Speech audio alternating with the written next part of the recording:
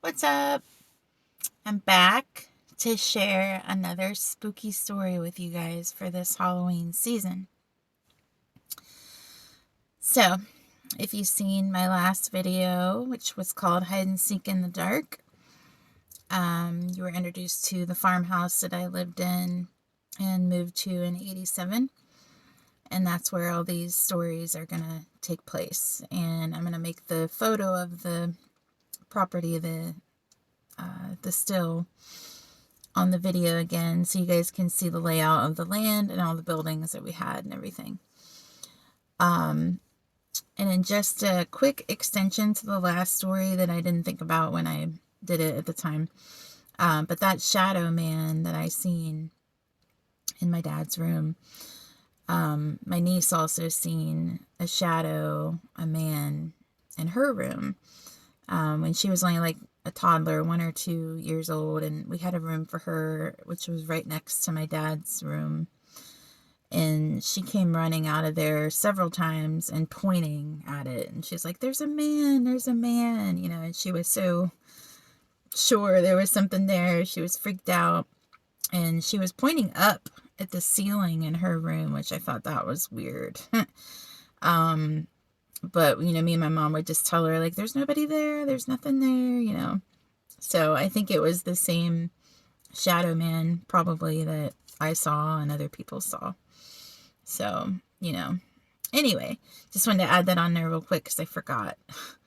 But not only did I have to deal with the paranormal activity at this house and crazy shit happening with ghosts, there was also a lot of satanic activity on our property and in the town that we were not aware of course, till we moved in. I never knew, and I still don't know, if it was real Satanists or if it was just like teenagers that were doing it to be cool and be mean to animals. Like, I don't know. But they claimed to be Satanists by the pentagram they'd put on the wall and everything. So, moving out from the city to the country, like, you would just never think that stuff's going on. So that's why I'm going to call this the Satanists among us, because they were there. This is not a paranormal story. This is all about those experiences, which are creepy in their self, right? So I'm going to try to remember, without notes and stuff, the order of those things. So the first story with those is before my parents were divorced, so they were both still there, and me and one of the neighbor kids were playing, and we decided to go play out in the barns, which we did like every day. And she was like a couple years younger than me. I was probably about, I don't know, 11 or 12. I was still just a kid, and she was just a kid, a couple years younger. So it was daytime. We go up into the biggest barn, which is the same one that the farmer died in, that I told you about in the last story. So we climbed up the ladder to the loft area, and then once I got up there, I was the first one up the ladder. I felt something hit my head, and I looked at her, I said, something hit my head, and she's coming up, and then I look up, and there's these pigeons hanging. Somebody cut off their heads, and they were hanging by their feet with twine. And they took the blood of the pigeons and they put pentagrams on the wall. So we both saw it. We freaked the fuck out. We jumped out of the window instead of taking the ladder down. Just because that's something we did all the time as kids anyway. I couldn't do that now, but we did. We jumped out the window. There was some hay down there. We ran to the house to tell my parents. They came out. My dad saw it. He cut down the pigeons. He took the pentagram off the wall. He cleaned up the blood. And he said, it's probably just kids. Don't worry about it. It's probably just some kids. Well, even if it's kids and they're willing to kill a pigeon like that and put those things on the wall, that's still fucking creepy to me. I don't want to be around them, no matter what age they are. So, that happened. Just to add to the creepiness of this fucking place that I lived in, right? So that was the first, like, satanic experience, or whatever you want to call it, that I had as a kid, was seeing that. So once that happened, I told some people at school about it, and one of the girls that lived in town had a farm, and she told me that someone cut off the head of one of their goats, and they found it in a ditch just down the road. And I was like, that's so weird, like, why are people doing this? And then later on, probably like, I don't know, a year or two later, we started renting the barns to some farmers that wanted to put some pigs in there and some animals. There were some steer, some pigs. So we didn't own any animals. And somebody went back there one night and sliced the throat of one of the pigs and killed it.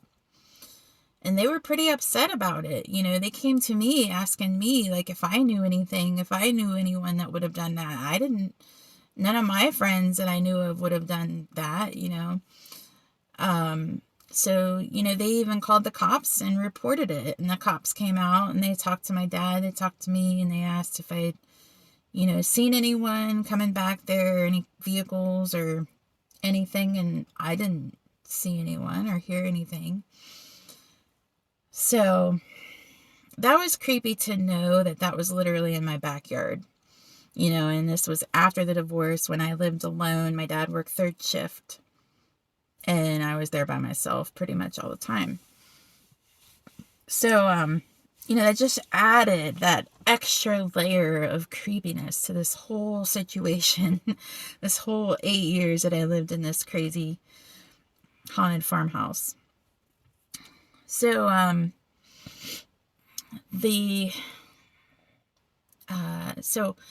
just trying to get everything in order in my head. So, one time, me and my cousin, Brian, what's up, Brian? He's like my brother, and some friends, like, we'd always go do our little ghost hunting explorations around town, or in my barns in the backyard, wherever. But there was this road just around the corner. It was like a old country road with not many houses on it, but there were these 3 abandoned houses, like, right in a row, and we'd go there a lot and just creep ourselves out and ghost hunt. But one day we went there, it was in the daytime, and we all walked in, and there was a burnt dog. Somebody burned a dog in the middle of a pentagram on the fucking floor. So creeped us all out, and we left. We ran, we screamed, and we got the fuck out of there. So that this stuff was going on all around me. And then the final satanic story, or the Satanists are among us story, was really scary to me, because I was at home alone at night, and it was about 2 a.m, I would say. My dad was at work, and it was a night where I was feeling scared, so I didn't go in my room to sleep. I had those nights because I just wanted to be, like, downstairs in the living room by the door or something. So it was one of those nights, because I was in the living room on the couch, and I had a lot of the windows up because it was a nice night out. It was summer. And at this time, I had my dog, who was also my best friend. He was the best dog I ever had. His name was Kingy Boy. He was like a medium-sized dog. He was a collie mix, like border collie mix. And so he made me feel safer, when I was alone at night and stuff. So I loved him. So anyway, me and him are there in the living room, and I started hearing noises. I started hearing things in the kitchen. And my first thought was it's a ghost or something, because I had that stuff happen in there. And then I heard a really loud crash in the kitchen. So I got up and I had this huge ashtray on the coffee table of my dad's. It was real heavy. It was the closest thing to me. So I picked it up and I took it in there just in case someone was in there. And I thought, well, I'll throw it at him or hit him in the head with it, because it's a real heavy glass ashtray. So here I am, like 14 or 13, you know, going in the kitchen with this ashtray. My dog's barking and he's going nuts and he's growling and stuff, which is great because he might have scared somebody off for all I know. And I go in the kitchen and there's these knickknacks that my mom had on this windowsill that were still there. You know, all her decorations and stuff were still there after they divorced. And one of them fell in the sink and broke. And that's what I heard. And it wasn't windy or anything. And it scared me so bad that I called my neighbor across the street. I had this awesome neighbor, may she rest in peace, Pat.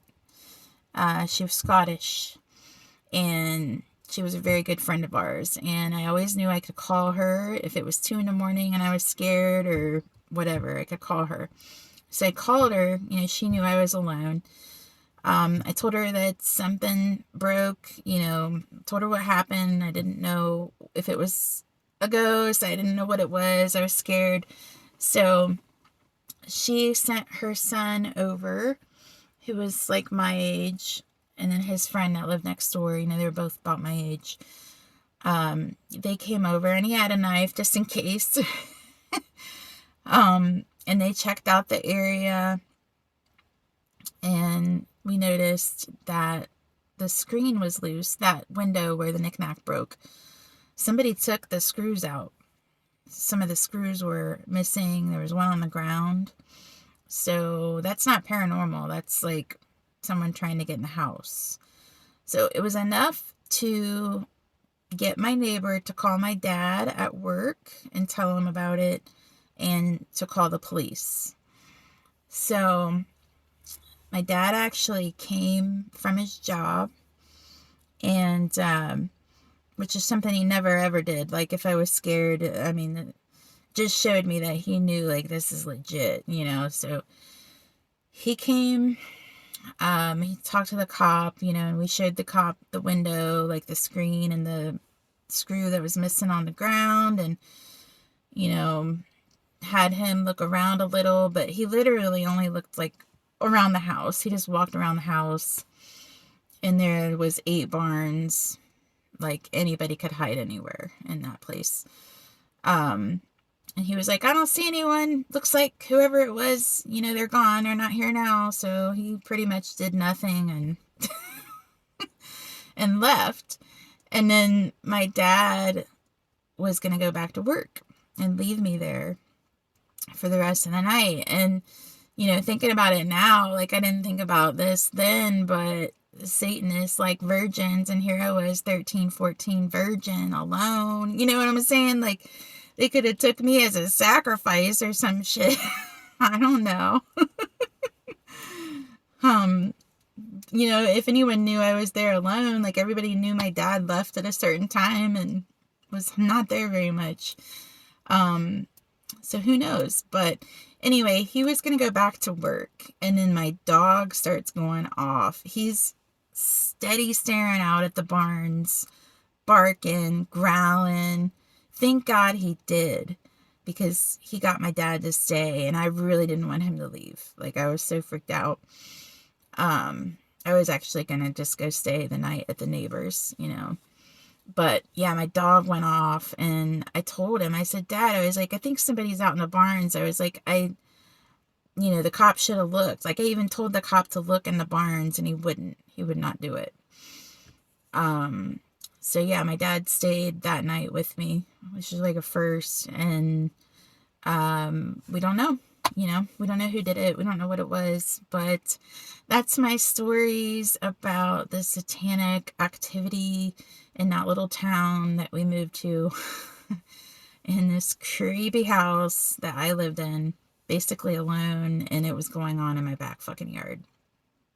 Scary. So, that is spooky story number 3. And hopefully I'll have time to jump back on here before Halloween. I've got a couple more in mind that I'd like to share if I get the time. So hopefully you guys have a good Halloween and keep an eye out for spooky story number 4. All right, bye.